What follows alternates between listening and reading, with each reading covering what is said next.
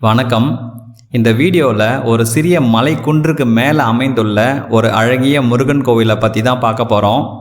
இந்த திருக்கோவில் எந்த ஊரில் அமைந்துள்ளது அப்படின்னா, திருவண்ணாமலை மாவட்டம் வந்தவாசி வட்டம் பெரணமல்லூர் டவுன் வளர்கிரி குன்றுக்கு மேலே இந்த அழகிய முருகன் கோவில் அமைக்கப்பட்டுள்ளது.